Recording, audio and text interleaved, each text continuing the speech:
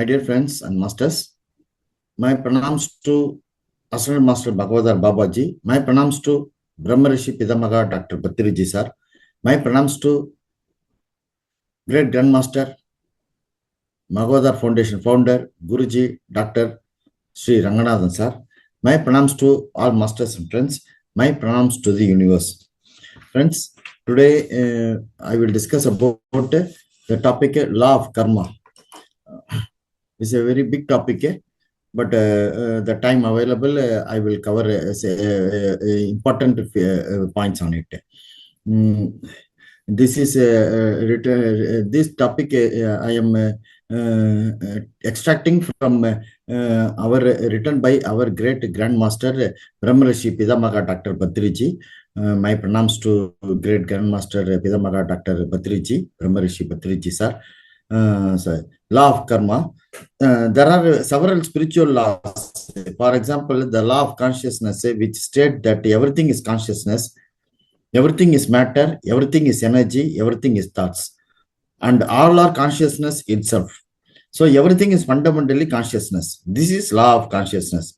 That is the first law of the spiritual science. Yet another law of the spiritual science that says that consciousness incarnates in several life forms, in several human forms, and it is called law of incarnation. That is the next generation. The next law, third law, is the spiritual science domain is the law of karma, which is simply explained as we sow, so we reap. So the great master Jesus Christ said, as you sow, so you reap. So whatever we do, the results thereof we will have to enjoy, and we will in due course certainly enjoy realities. So another law in the spiritual science edifice is the law of constant progression. It essentially means whatever we do, we add to our experience, and therefore we move forward in our evolution. There is nothing like regression or going back. So we will always going in forward. So there is then the fifth law in the domain of spiritual science, that is, you can certainly hasten your progress. It is called the law of hastening progression. We can speed up our progress through appropriate means like meditation, serving others, studying spiritual scientific books, etc. Serving others like a Sajjana Sangatya. So the sixth and the final law is the spiritual science domain is the law of uncertainty, which says we can never accurately pinpoint the exact state of ours. It is bound to be so because there are billions and billions of factors governing all the event formations. Most important law which a beginner in the spiritual science domain should understand. This is the law without whose assistance we cannot fathom the so-called mysteries of human life. Law of karma is always studied in conjunction with the law of reincarnation. So both the law of karma and reincarnation go side by side. Unless we understand law of karma, we will never be able to generate right and proper current karma. This word karma is a Sanskrit word which means action. So law of karma or law of cause and effect links the past, the present and the future into one huge, infinite, non-differentiate continuum. So every action becomes as a cause into result, and every result becomes as a cause into some other action. Whatever we do, it leads to own consequent situations. If you are not careful in crossing the road, then we have to pay for it. If we overspeed, we have to pay for it. If we are not careful with our words, in our dealings with our fellow human beings, we will have to pay for them. If we overeat, we will have to pay for it. So if we undereat, we will have to pay again for it. If we overindulge ourselves in drinking, we will have to pay for it. That taking alcohols. We cannot overdrink and shield ourselves from the consequence. So the present gets involved automatically from the past. So the law of karma and desist from what we know very well that we should not do. Otherwise, we become candidates to reap whatever we do not want to reap, whatever we do not want to relish. We want good to happen to ourselves, but we deny to do good to others. It's common happen everywhere. We want good to be done by others without doing good to others by ourselves. which is simply ridiculous.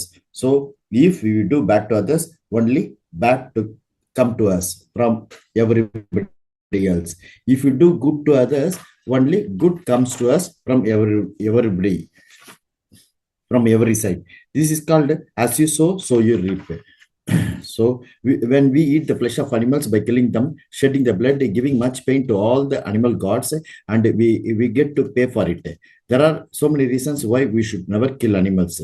So killing animals, birds, and fish for food is very, very bad karma. Human beings are not to disturb the animal gods, animal brothers. Human beings are to take care of the animal brothers. This is what expected from the human kingdom. But throughout the earth, the humanity has been and is being very cruel, very stupid, and very self-defeating.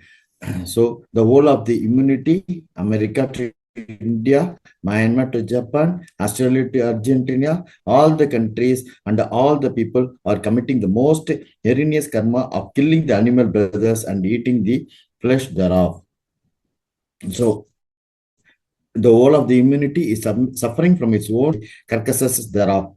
So God does, God does not punish anybody. Our own wrong choices, our own stupid choices, our own bad karma, our own violent karma, naturally boomerang and punish. So this is sin. So good deeds create a state of paradise in us. So law of karma boils down to forcing us into becoming a vegetarian first. If we have not yet become a vegetarian, we have not even entered the portals of kingdom of God. So to be a vegetarian is the first very great step in the journey into the kingdom of God. We have to be compassionate into our friends, co-planetary beings. Once we set right this major point, then we have to take up meditation.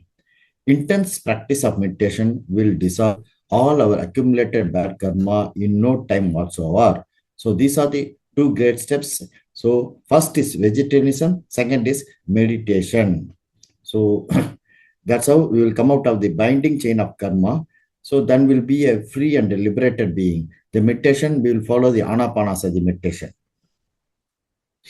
So good deeds create a shape of a paradise in us. Bad deeds and harmful deeds create a set of hell in us. The hell in our mind is the result of our bad deeds, our violent deeds, and our lack of compassion into the animal friends.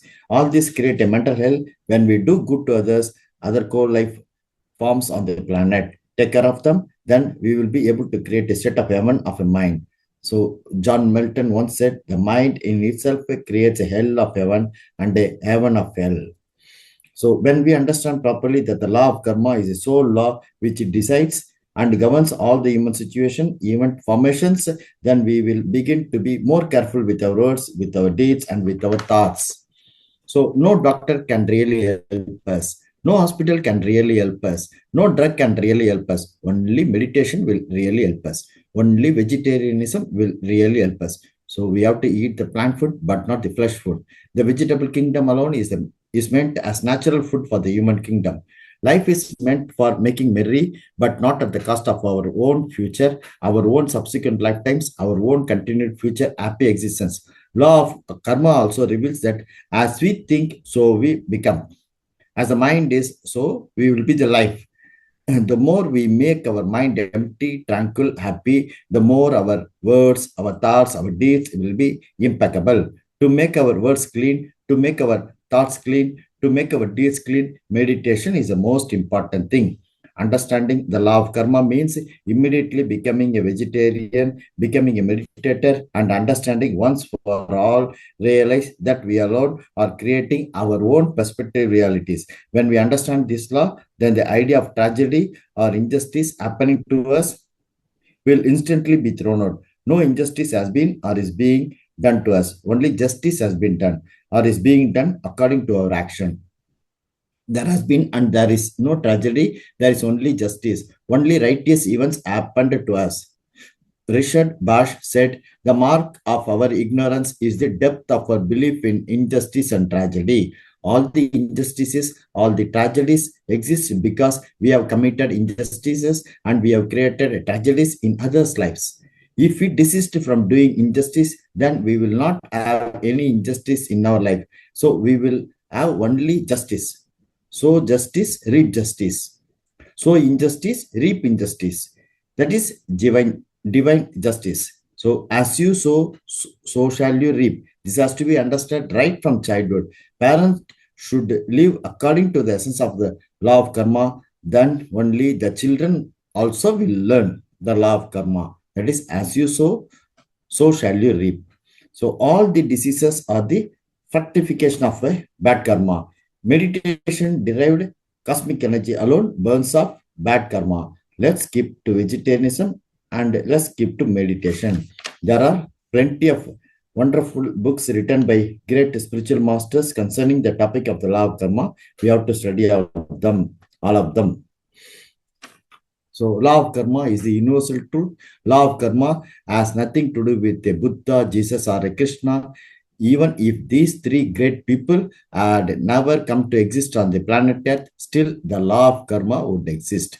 Law of gravity does not depend on Sir Isaac Newton. Even if Isaac Newton was not born, gravity would still be gravity. The law of karma is an eternal law. Whether Jesus Christ existed or not, whether Krishna existed or not, whether Buddha existed or not, the law of karma governs the universe perfectly.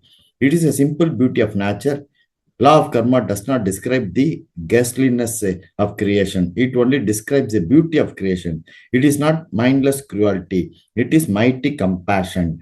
Law of karma is not a mechanical law. It is a creative law. There is no heavenly personalized savior. Our own deeds are the savior. So we should be a vegetarian and we should be a meditator. Next, we will see the spiritual blockages.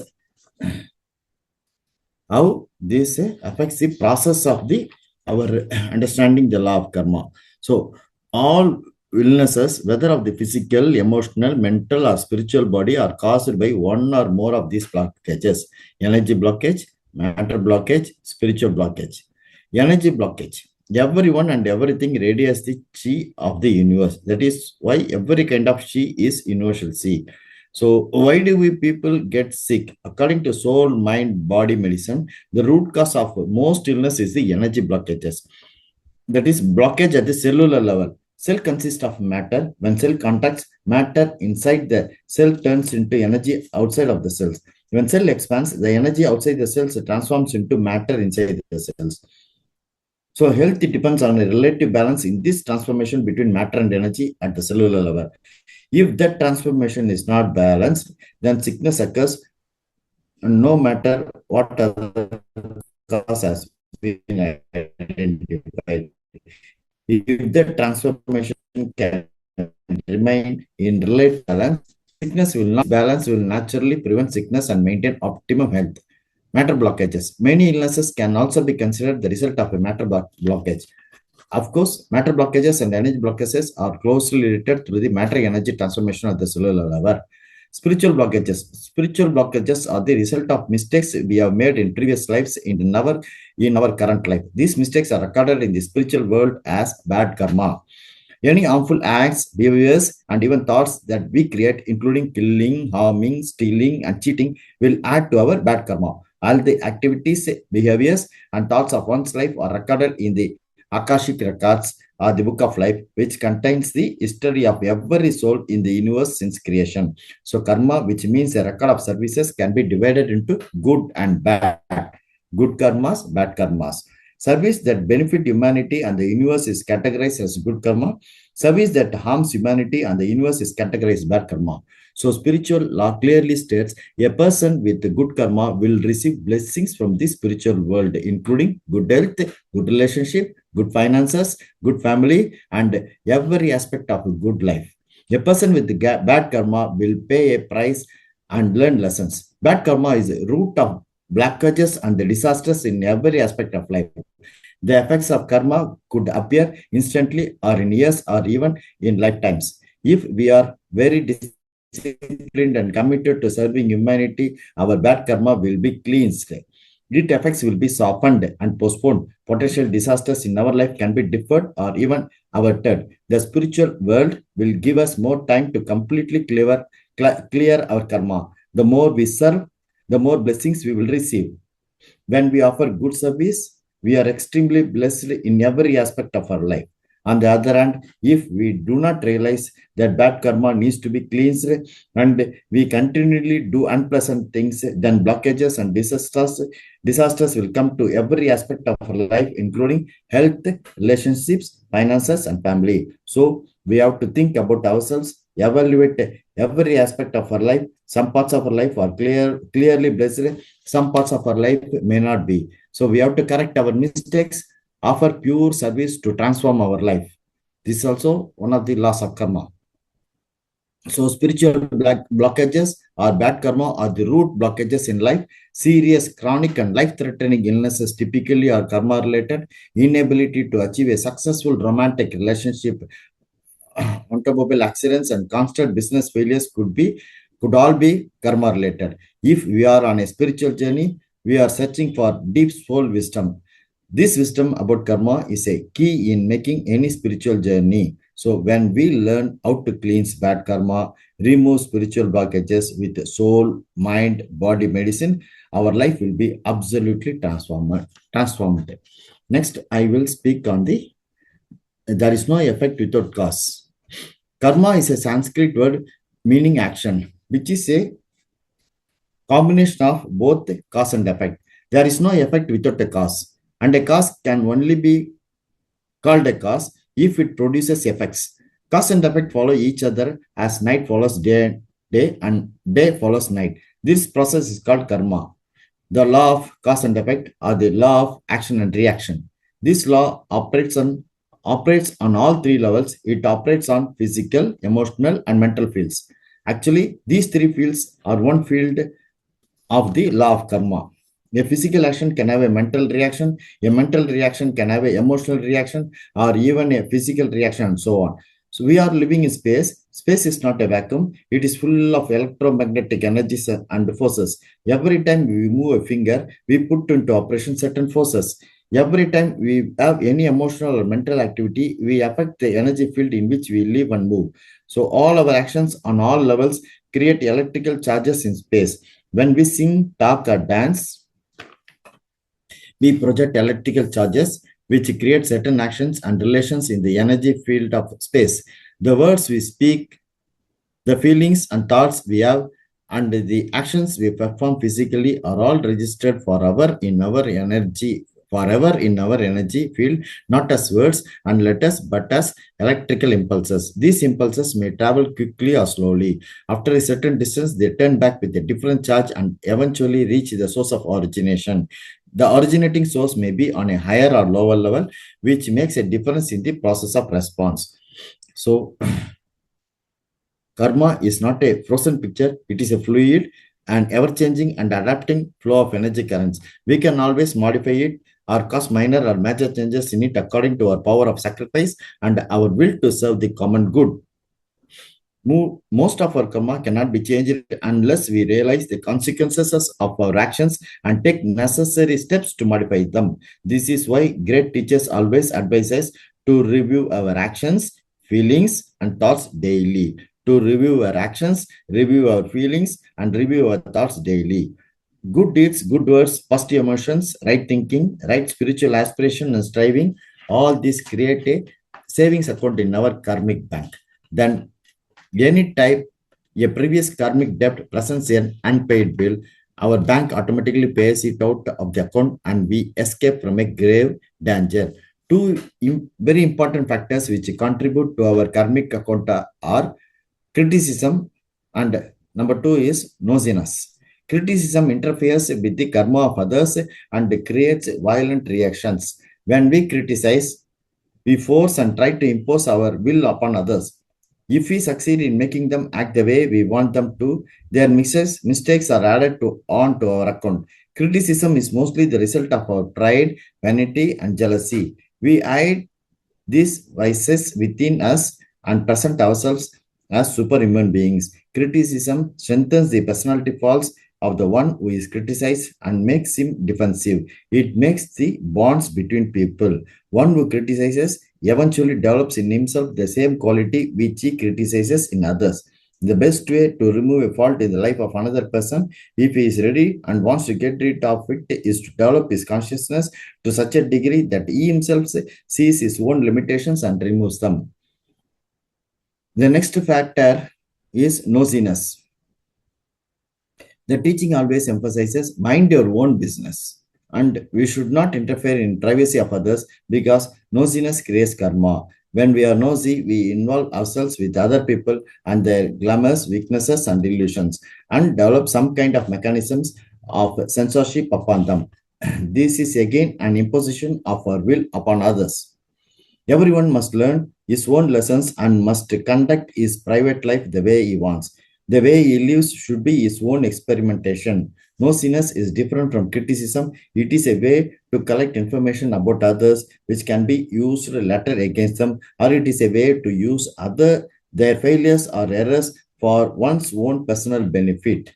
The best way not to be involved with the law is not to violate it. We do not violate the karmic law when we live a harmless life plus a life of service for others. These two principles can almost certainly secure protection for us from the attacks of karmic law. The more service we render, the more capital we have, and in time, when karmic bills are due, we easily pay them.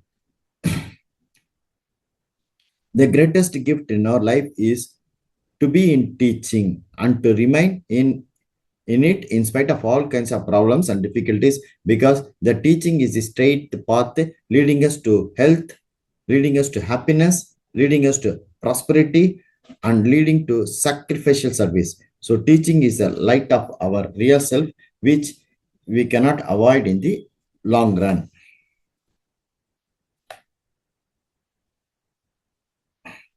Now, I will speak some quotings from Bhagavad Gita about the karmic activities.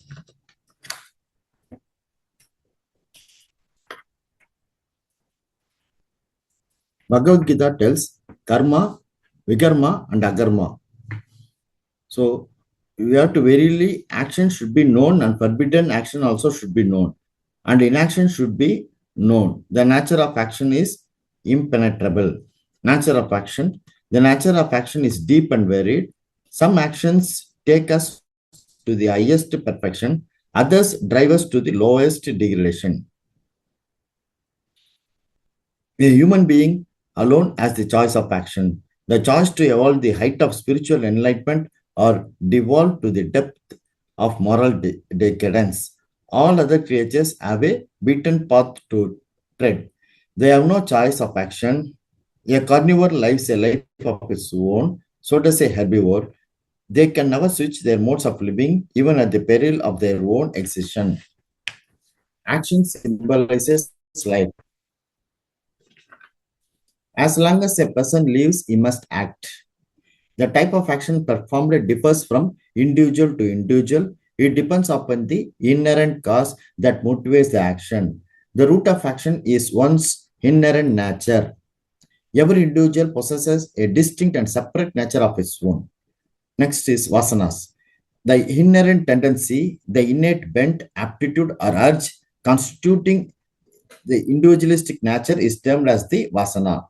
So one's own past actions create is present vasanas. Vasana is the cause and action the effect. Vasana is the cause and action is the effect. Again, action becomes a cause and vasana the effect. This cycle goes on like the cause and effect phenomena of tree and seed, hen and egg. So in the chronology of action, vasana produces thought, thought produces desire, and desire produces action. That is karma, vikarma, agarma.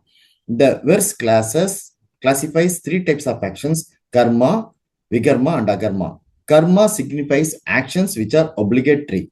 Vikarma refers to forbidden action. Agarma literally means non-action, refers to the self within, no action in there. Karma actions obligatory for one to perform falls under two categories: Nitya karma and Naimitika karma. Nitya karma encompasses all regular routine duties that one is expected to perform. Naimitika karma includes occasional spiritual duties one feels obliged to do. Vikarma, forbidden actions, refers to completely for prohibited actions. such as theft, adultery, violence, falsehood, hypocrisy. Certain actions may be prohibited to some but sanctioned for others. Agarma is the self. Actually, an individual's inner conscience and conviction really define actions prohibited to him. As long as actions follow his conscience and conviction, they do not constitute forbidden action. Agarma is the self, which enlevens the body to act, is self remaining inactive. The self is like a catalyst used for a chemical reaction. The catalyst is a chemical which promotes a reaction between two other chemicals, itself remaining unchanged. A catalyst does not react with the other two chemicals but causes them to react with each other. It remains just the same before and after the experiment. So does the self. It remains inactive, agarma, even as it causes the whole world to explode into dynamic action. So, friends, this much I want to speak of the karma. So, as per Newton's third law, for every action there is an equal and opposite reaction. That is was emphasized in this law of karma also. So, as we sow, so shall we reap. This is what I want to speak on the law of karma. I have covered most of the point with in relation to law of karma. Some more points I want to cover in the next week or next month. Some more aspects of the karma and in reincarnation, collective karma, the dynamic of karma, the law of reactions for our actions, the gifts of free will, karma yoga. So these points I will cover in the karma law of karma 2. So this you can consider as a law of karma 1. I thank our great Grandmaster, Mahavatar Foundation founder, Guruji, Dr. Sri Ranganathan sir, for giving me this opportunity. I thank our senior master, Master Thiru Logesh sir, for giving me this opportunity. I thank all masters and friends for their passion sharing. Thank you, friends. Now I close my topic. Thanks, sir. Thank you, sir. Thank you, sir. Thank you very much for the topic, sir. That was law of karma. Any masters have any questions you can ask? Types of karma and all. Sanchita, Agami, Prarabdha. The categories of karma I will speak in the next time, next law of karma part 2, because it needs to be discussed in depth. That I will. There are 4 categories of karma: Sanjita karma, Prabhupada karma, Kriyamana karma, and Agami karma. Sanjita is karma is a sum of all past actions, known and unknown. Prabhupada karma set in motion, that is the portion of Sanjita karma which is ready to be experienced by an individual during his lifetime, this lifetime. So Prabhupada karma are in essence designed or reflected, and Kriyamana karma is what we do at any moment with our capacity to will and to create. This also in the present. Agami karma is our capacity to envision the future actions. It is all the future actions. These types of karma I will discuss in detail to paucity of time. I didn't touch that. That I will take it in the law of karma 2. Thank you, sir. Thank you very much, sir.